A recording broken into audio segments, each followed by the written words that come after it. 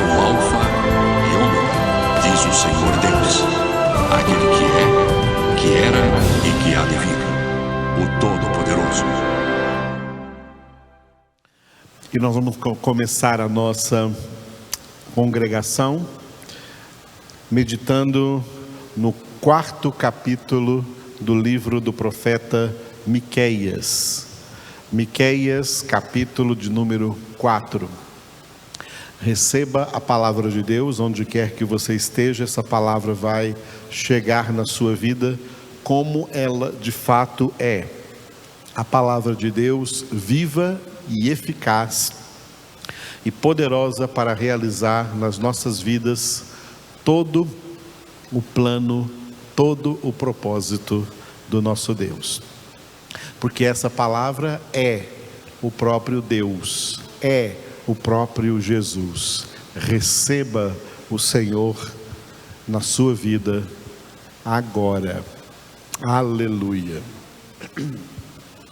Miqueias, capítulo 4.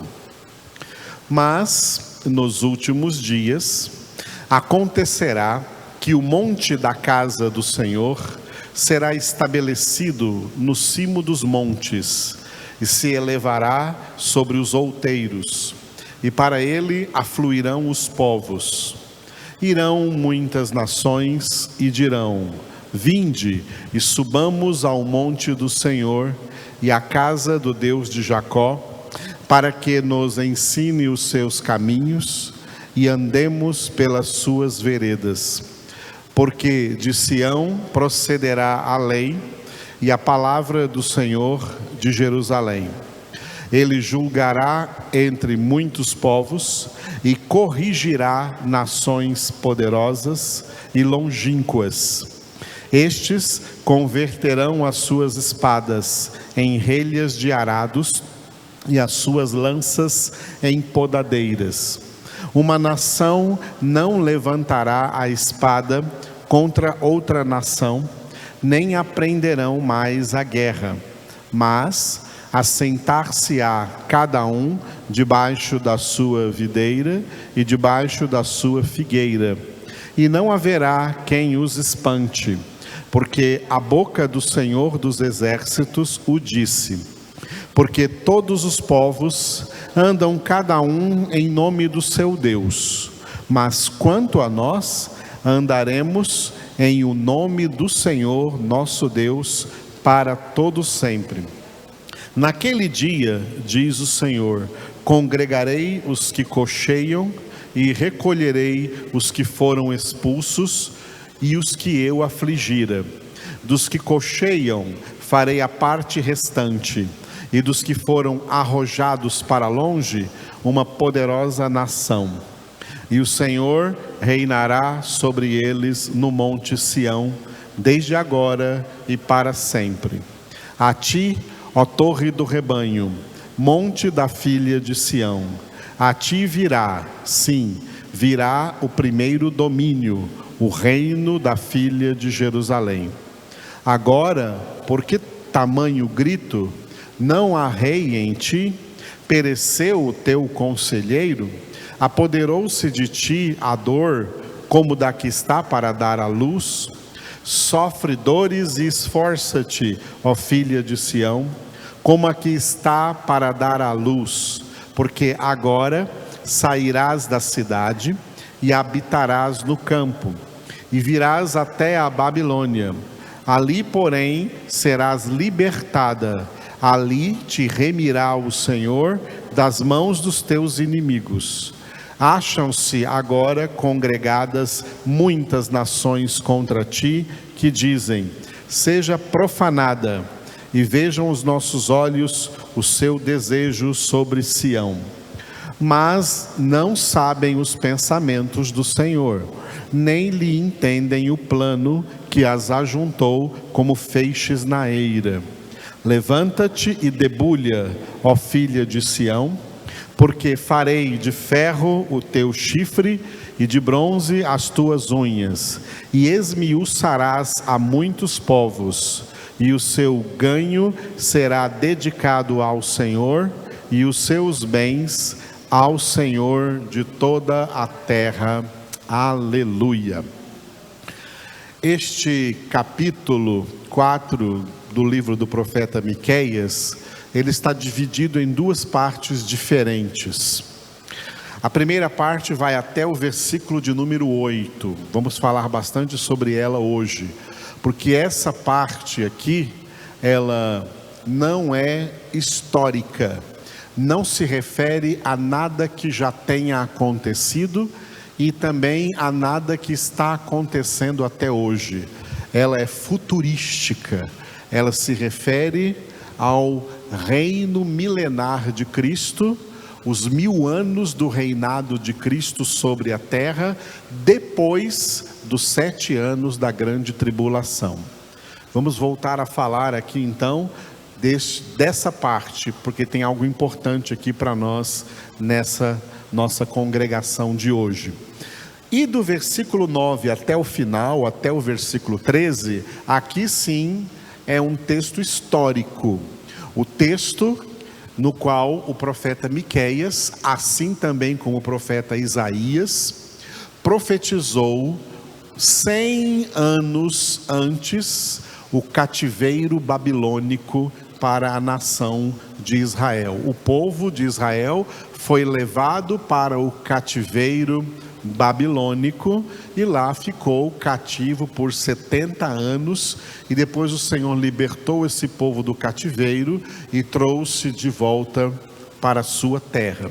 Então essa parte do versículo 9 até o versículo 13 é uma parte histórica, mas que também tem um sentido espiritual.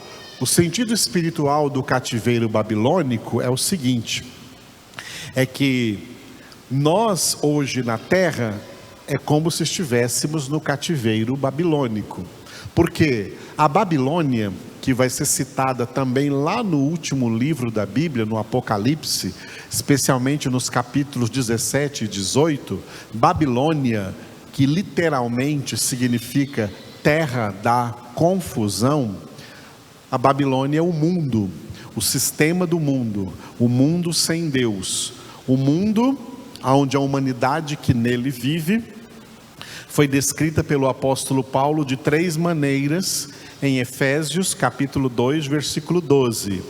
É uma humanidade sem Cristo, sem esperança e sem Deus no mundo.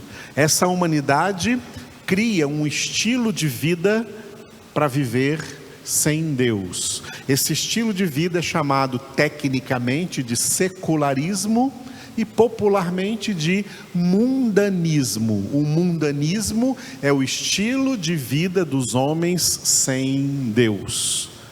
No meio dessa Babilônia está também o povo de Deus, como se estivesse exilado, como se estivesse aprisionado, como se estivesse em um cativeiro. Aqui na terra é como se nós estivéssemos na Babilônia. O povo de Israel ficou na Babilônia durante 70 anos. 70 anos é o mesmo prazo de uma vida humana normal, um prazo aí, né, da vida humana normal, de acordo com o Salmo 90, onde está declarado que a vida do homem chega a 70 anos, ou os mais fortes a 80 anos, e a maior parte disso é canseira e enfado. 70 anos que o povo de Israel ficou na Babilônia representa toda a nossa vida aqui nessa terra. Aqui nessa terra nós estamos na Babilônia, é a terra da confusão. Mas assim como o Senhor, 70 anos depois que Israel estava no cativeiro, Ele foi lá e libertou Israel e trouxe de volta para a sua terra natal, o Senhor também voltará para nos tirar da Babilônia e nos levar para a nossa terra, que é o céu, que é a casa do Pai, a Nova Jerusalém, onde estaremos para sempre com o Senhor. Bom, esse é o significado então do cativeiro babilônico, que foi um evento histórico, mas que tem para nós este significado espiritual. Mas eu gostaria de falar com vocês nesta noite sobre os versículos de 1 a 8, que é uma profecia do reino milenar de Cristo. Muita gente não entende porque esse reino ainda vai acontecer. E tem tanta gente que, por não entender, não acredita que ele vai acontecer. Mas ele está profetizado. O milênio está profetizado na Escritura Sagrada. O milênio faz parte dos 1007 anos, 1007 anos nos quais Deus estará encerrando a história da humanidade na face da terra. A história da humanidade vai terminar. E o capítulo final, digamos assim, da história da humanidade, de acordo com as profecias bíblicas, terá uma duração de 1007 anos. Esse capítulo final da história da humanidade vai começar com os 7 anos da grande tribulação. Será uma tal tribulação, conforme o próprio Jesus disse em Mateus 24, uma tribulação como nunca houve antes na história da humanidade. Serão esses 7 anos de grande tribulação. Esses 7 anos de grande tribulação vão terminar com uma grande guerra mundial, a guerra chamada pelo nome hebraico de Armagedon. Nessa guerra, todas as nações da terra experimentarão o que eu gosto de chamar de dilúvio de fogo. Por que eu gosto de chamar de dilúvio de fogo? Porque o primeiro juízo de Deus com a primeira civilização na terra foi o dilúvio de água. Assim como a terra daquela época pereceu num dilúvio de água, os habitantes da terra, no fim da grande tribulação, de todas as nações, perecerão num dilúvio de fogo. As nações serão esturricadas, elas serão queimadas. A guerra do Armagedon é o fim do Brasil, é o fim do Paraguai, é o fim dos Estados Unidos, é o fim do Afeganistão, é o fim da Rússia, é o fim do Japão, é o fim de todas as nações da terra. As nações da terra, com os seus governos, com os seus exércitos, acabarão na guerra do Armagedon.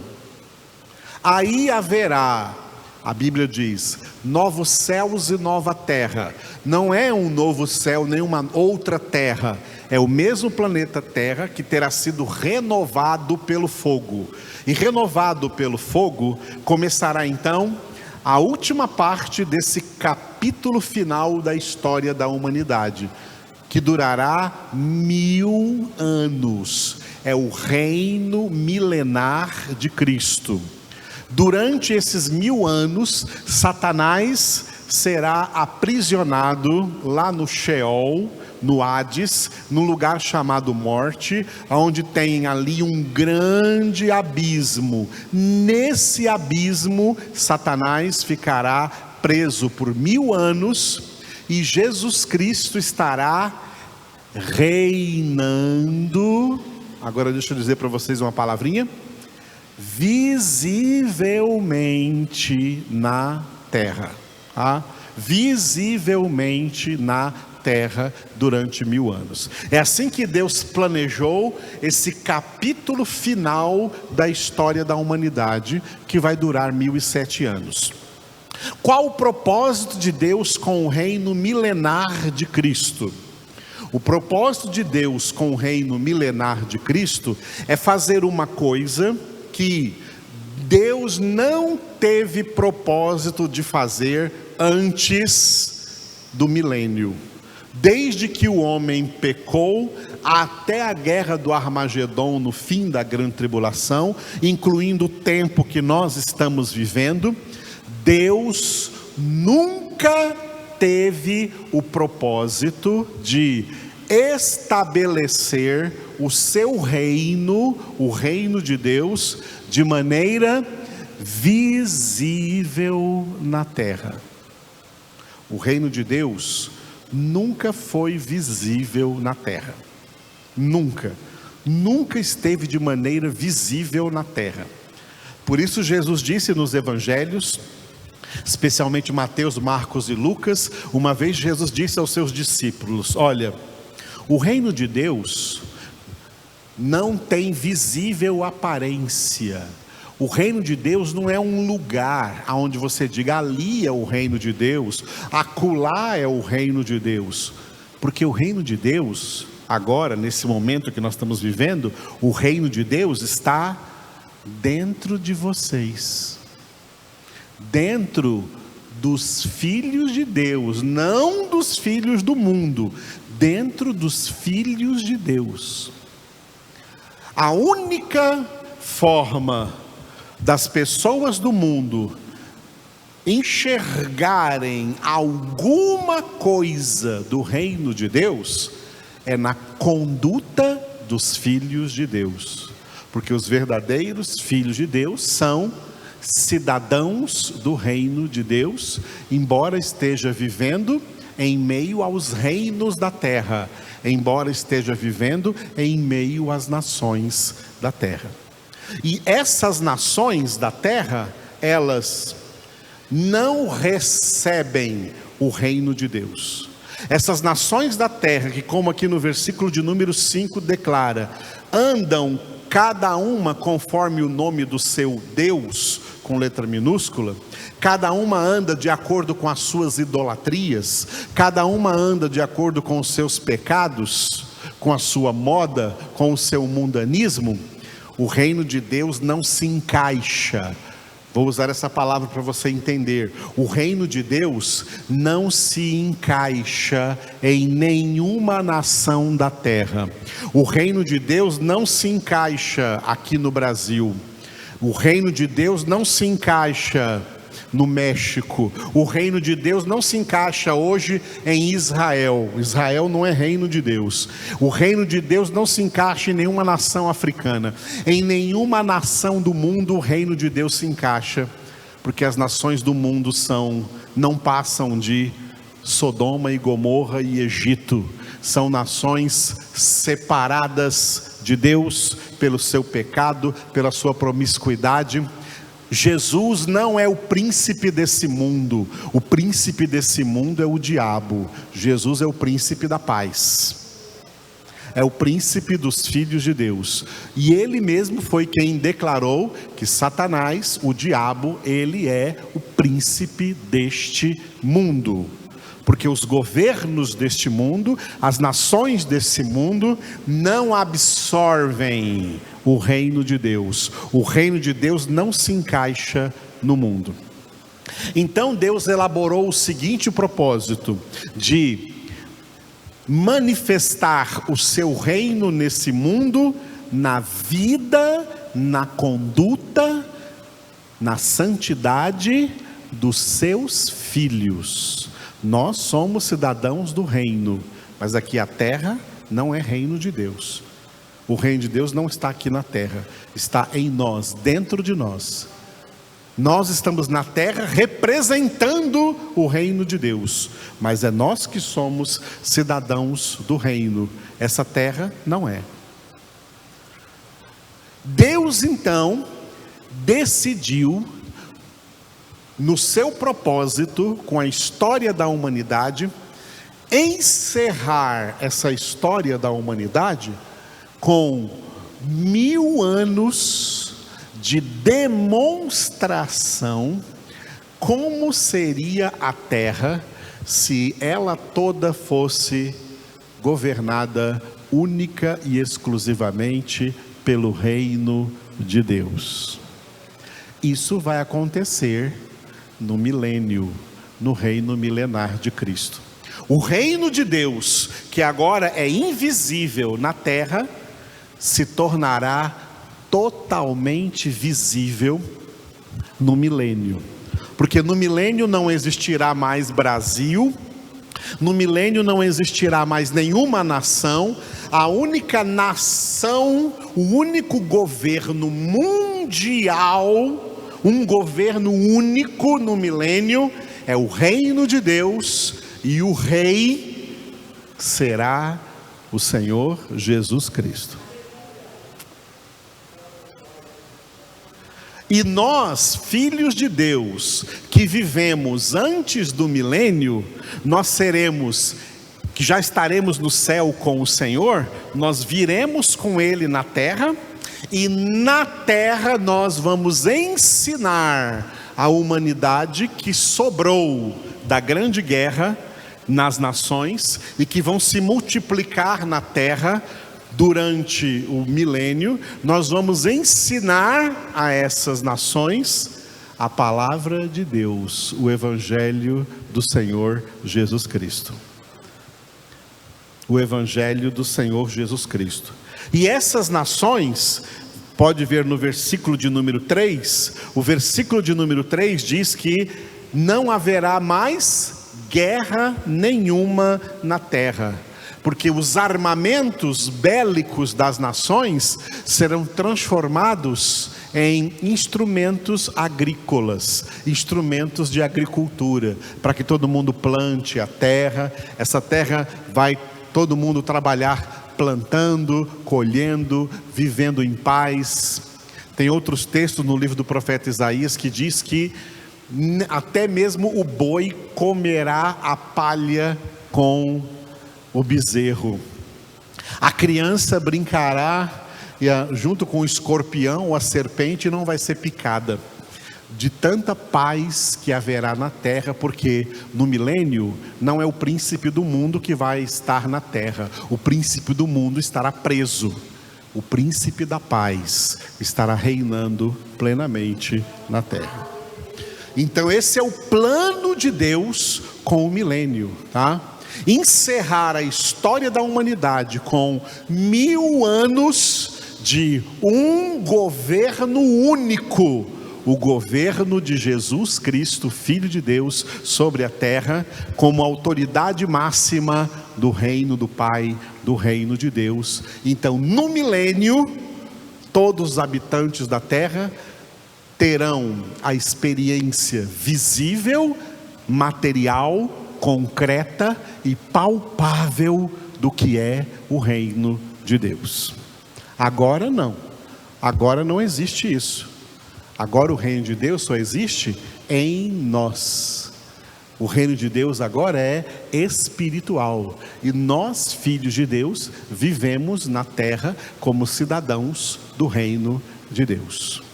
Mas os homens na terra vivem como cidadãos do mundo, como cidadãos cada um do seu reino, cada um da sua república, cada um do seu país. Mas nós estamos no Brasil, mas não somos mais brasileiros, somos cidadãos do reino dos céus, por causa da grande obra da salvação em Cristo Jesus, pela qual nós fomos alcançados por Deus. E é por isso que aqui no Brasil, nós vivemos como cidadãos, pagando os impostos, dai a César o que é de César, mas dando a Deus o que é de Deus, que são as nossas vidas. Nossas vidas nós não damos a César, nossas vidas não damos ao Brasil, nossas vidas nós damos a Deus, porque é a Ele que nós pertencemos e usamos a nossa vida nessa terra como Paulo disse em texto muito importante esse aqui, e que cabe aqui nesse momento, 2 Coríntios capítulo 5, versículo 20. 2 Coríntios 5, 20, Paulo disse que nós somos embaixadores. Nessa terra somos embaixadores, em nome de Cristo, para quê? Para exortar a humanidade, reconciliai-vos com Deus, para pregar para a humanidade o evangelho da reconciliação com Deus. Somos embaixadores. O que faz um embaixador, por exemplo? O que faz o embaixador dos Estados Unidos aqui no Brasil, na embaixada dos Estados Unidos ali em Brasília? Ele está aqui no Brasil representando a sua nação, os Estados Unidos. O que nós, embaixadores de Cristo, fazemos aqui no Brasil, ou em qualquer nação do mundo para onde nós viajemos, se for possível?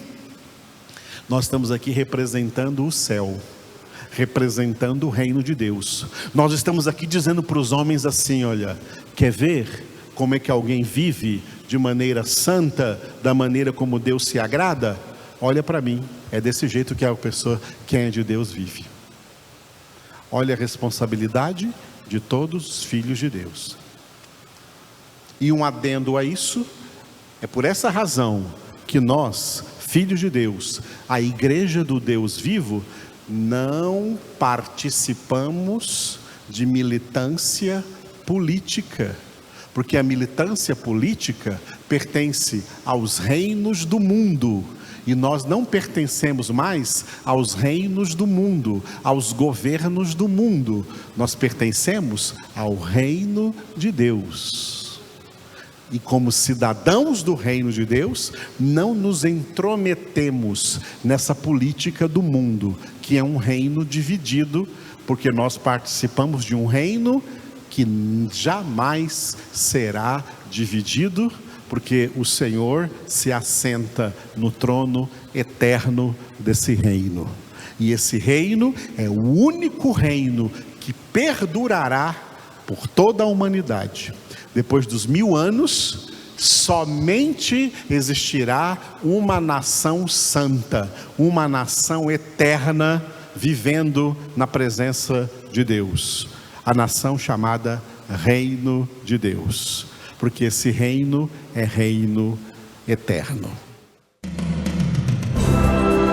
Eu sou o Alfa e Ômega, diz o Senhor Deus, aquele que é, que era e que há de vir, o Todo-Poderoso.